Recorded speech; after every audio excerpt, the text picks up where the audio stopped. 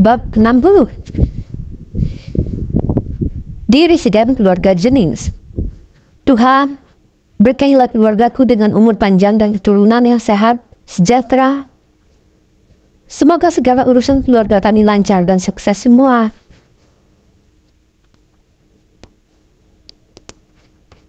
Dengan tepuk tangan, Dewi memandang anak dan cucunya dengan gembira sambil memanjatkan doa. Hari ini adalah ulang tahunnya yang ke-70.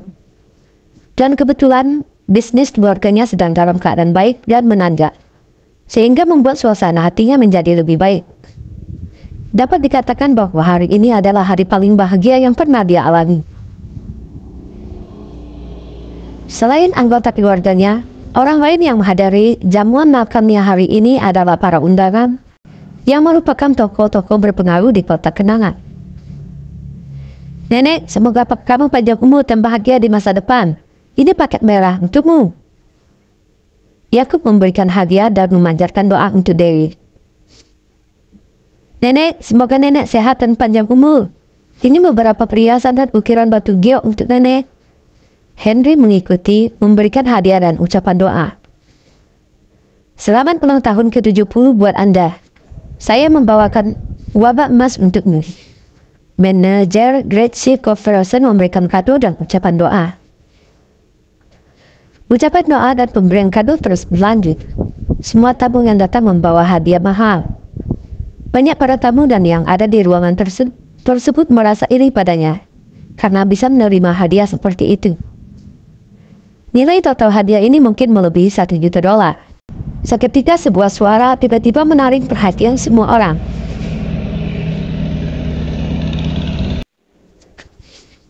Nenek, semoga nenek awet muda selamanya. Saya memberikan hadiah lukisan kepada nenek. Lukisan yang dilukis oleh pelukis legendaris, mendiam Rafael Sanzio. Arif berbicara sambil melangkah maju untuk memberinya kado. Semua orang termasuk Henny terkejut mendengar Arif memberikan lukisan kuno dari zaman Donington. Sebuah lukisan asli dari mendiang seniman akan berharga setidaknya $500,000. Apakah Arif benar-benar memberikannya lukisan yang asli? Karena kaget, semua orang dengan penasaran melihat lukisan di tangannya dan bertanya-tanya dalam hati masing-masing. Para tamu tahu bahwa Arif hanyalah menantu keluarga Jennings yang hidup bergantung dengan istrinya, sehingga membuat mereka bertanya-tanya bagaimana dia mampu membeli lukisan asli yang harganya sudah pasti sangat mahal tersebut. Ditambah dengan penampilan Arif yang sederhana mengingatkan jika Arif tidak akan punya banyak uang. Di sisi lain, Henry dan Yuri menatap Arif dengan penuh kebencian dan kemarahan. Tadi malam Arif memasukkan pecahan handphone ke tenggorokan Henry dan membuat dia segera ke rumah sakit untuk mendapatkan perawatan.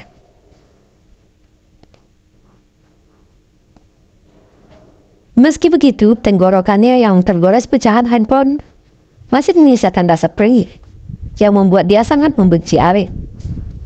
Cukup? Itu pasti tiruan dari pasar loak. Apakah kamu mencoba menipu nenek?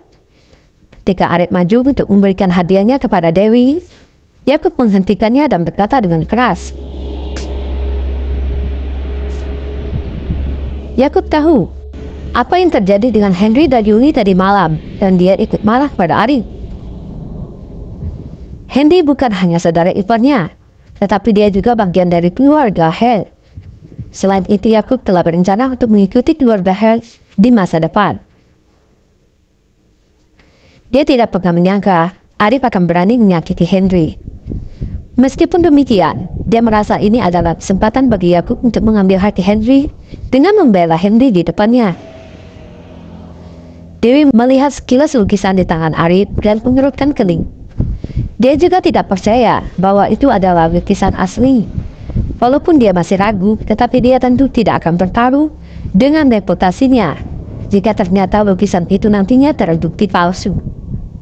Sungguh memalukan baginya menerima barang palsu. Kamu kira aku membeli lukisan palsu dari pasar loak? Arif memandang Yakub dan mengejek. Itu pasti palsu. Apa kamu berpikir benar-benar mampu membeli lukisan aslinya? Yakub mengejek. Yuli menyela dan mencibir. Dia benar, memang ada kalanya beberapa orang tidak tahu di mana harus menempatkan diri mereka sendiri. Kamu hanyalah seorang gelandangan tak berguna yang bergantung pada istrinya. Jadi bagaimana mungkin kamu punya cukup uang untuk membeli yang asli? Semua orang menganggukkan kepala setelah mendengar kata-kata Yuli. Saat itu mereka mengatakan, Arif dengan ragu. Sebagai menantu yang tinggal di rumah istrinya, sudah cukup baik bagi dia berhasil membeli sesuatu yang harganya beberapa ratus. Dia mengklaim bahwa itu adalah lukisan asli. Sepertinya, itu benar-benar hanya sebuah lelucon dan kebohongan belaka. Saat itu para tamu sebagian ada yang memandang kasihan pada Arif. Mereka memandang Henning, seorang wanita yang sangat cantik dan terkenal sebagai wanita tercantik di kota Kenal. Dan mereka juga bertanya-tanya, mengapa Hendy malah memilih pria seperti Arif? Mereka benar-benar tidak dapat memahaminya. Para tamu memutar otak untuk mencoba memberikan penjelasan yang masuk akal. Mengapa Hendy akan menikah dengan pria yang merupakan menantu yang hidup menumpang di rumah keluarga istrinya? Minggir sana! Arif tidak mau repot-repot menjelaskan kepada Yakub dan dia mendorong Yakub ke samping untuk berjalan maju menuju Dewi Dennings. Nenek, saya sudah melihatnya dengan mata kepala sendiri dan dapat membuktikan bahwa itu adalah lukisan asli dari Rafael Sanzio. Nenek bisa membukanya dan melihatnya sendiri, kata Arif sambil menyerahkan kado kepada Dewi. Omong kosong. Saat Dewi menerimanya, dia langsung melemparkannya ke tanah.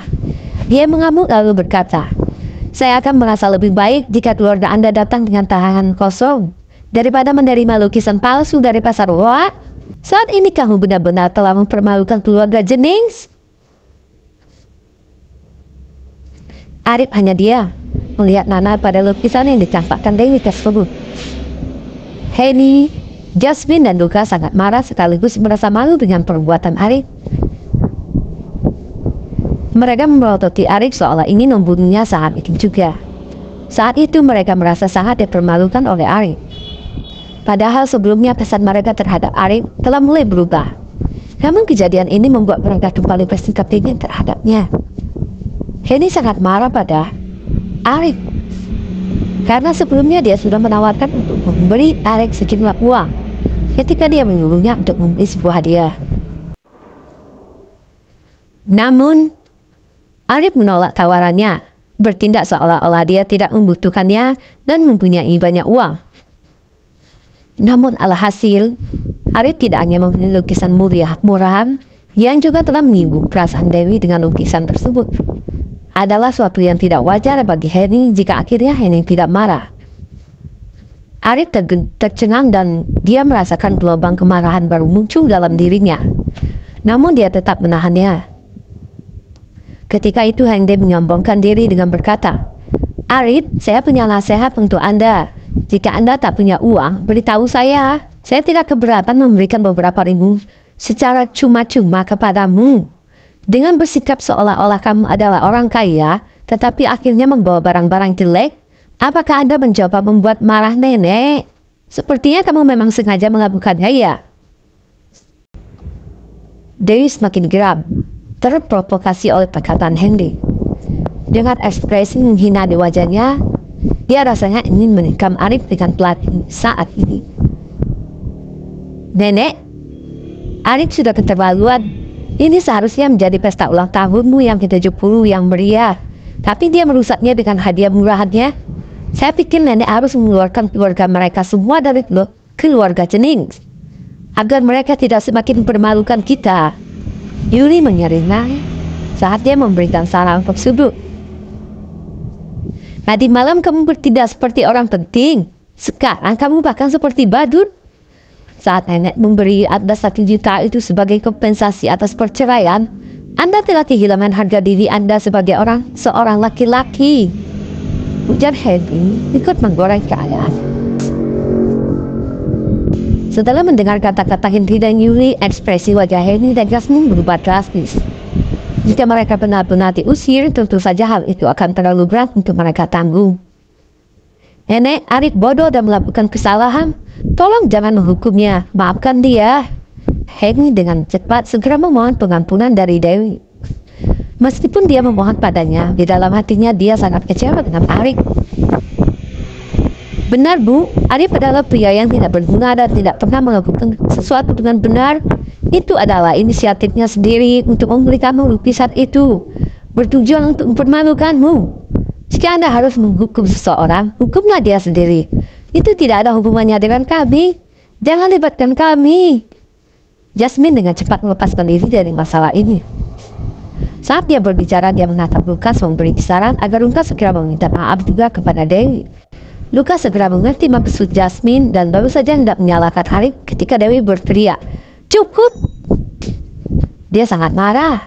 Sambil merengut pada keluarga Henny, dia mencibir, "Kalian semua telah membuatku kecewa. Anda tidak perlu menghadiri sampai selesai jamuan makan hari ini. Saya ingin kalian berempat keluar sekarang juga. Renungkan kesalahan yang telah kalian perbuat." "Nenek, Mama!" Henny dan Jasmine panik dan berniat ingin terus memohon. "Kenapa kalian masih tetap di sini? Apakah kalian berusaha membuatku mengusirmu dengan menggunakan tongkatku?" Dewi mengaku pada Jasmine dan Henny berdua.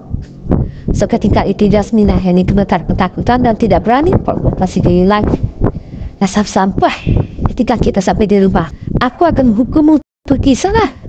Jasmine sangat marah melihat Arif masih berdiri tak bergerak di tempatnya dan berharap dia bisa menampaknya saat ini juga. Ekspresi Henny membeku dan dia merasa kecewa. Dia menggenggam topi yang tampak bingung dan bersiap meninggalkan aula.